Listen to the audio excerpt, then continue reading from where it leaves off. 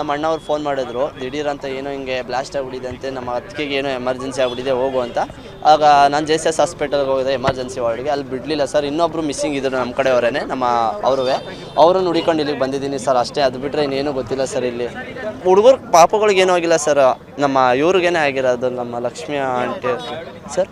ಅವ್ರಿಗೆ ಏನಾಗಿದೆ ಅಂತ ಗೊತ್ತಿಲ್ಲ, ಈಗ ಅದನ್ನು ಹೇಳ್ತಾರೆ ಅಡ್ಮಿಟ್ ಮಾಡಿದ್ದಾರೆ, ಇನ್ನೂ ಗೊತ್ತಿಲ್ಲ ಸರ್. ನಮ್ಮ ಮಾಮೂಲಿ ಆಟೋದಲ್ಲಿ ಬರ್ತಾ ಇದೆ ಈ ಕಡೆಯಿಂದ, ಲಕ್ಷ್ಮಿ ಟ್ಯಾಕ್ಸ್ ಕಡೆಯಿಂದ ಹಿಂಗೆ ಬರ್ತಾ ಇದೆ ನಮ್ಮ ಫ್ಯಾಮಿಲಿ ಪಿಕಪ್ ಮಾಡೋಕ್ಕೆ ಅಂತ. ಆವಾಗ ಇಲ್ಲಿ ಏನೋ ಬಡ್ಕೋತಾ ಇದ್ರು, ಏನು ಹಿಂಗೆ ಬಡ್ಕೋತಾ ಇಲ್ಲ ಅಂದ್ಬಿಟ್ಟು ನನ್ನ ಆಟೋನ ಅಡ್ಡ ಹಾಕಿದ್ರು ಪೊಲೀಸ್ನವರೇ.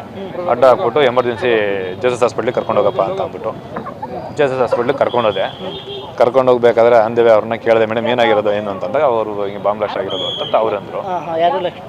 ಮೇಡಮ್ ಏಟಾಗಿರೋರು. ಆಮೇಲೆ ಸರಿ ಅಂದ್ಬಿಟ್ಟು ಅವ್ರನ್ನ ಕರ್ಕೊಂಡು ಹೋಗ್ಬೇಕಾದ್ರೆ ಅವ್ರು ಹಂಗಂದ್ರು, ಹಿಂಗೆ ಬಾಂಬ್ ಬ್ಲಾಸ್ಟ್ ಆಗಿರೋ ಅಂತ. ಅವ್ರ ಕಡೆ ಏನೋ ಒಬ್ರು ಡೆತ್ ಆಗಿದ್ದಾರೆ ಅಂತ ಅಂದರು. ಅದ್ರ ಬಗ್ಗೆ ಮಾಹಿತಿ ಕರೆಕ್ಟಾಗಿ ನಮಗೆ ಗೊತ್ತಿಲ್ಲ. ಇವರು ಒಟ್ಟಲ್ಲಿ ಔಟ್ ಆಫ್ ಡೇಂಜರ್ಸ್. ಏಟಾಗಿದೆ JSS ಹಾಸ್ಪಿಟ್ಲ್ ಬೆಳವಾಡಿಯವರು ಅಂತ ಹೇಳಿದ್ರು. ಕೇಳಿದಕ್ಕೆ ಬೆಳವಾಡಿಯವರು ಅಂತ ಹೇಳಿದ್ರು. ಅರಮನೆಗೆ ಅವ್ರು ಡೆತ್ ಆಗಿರೋರೇನೋ ಬೆಂಗಳೂರವರು ಅಂತ ಹೇಳ್ತಿದ್ರು. ಅದು ಕರೆಕ್ಟಾಗಿ ಮಾಹಿತಿ ಇಲ್ಲ ಒಟ್ಟಲ್ಲಿ.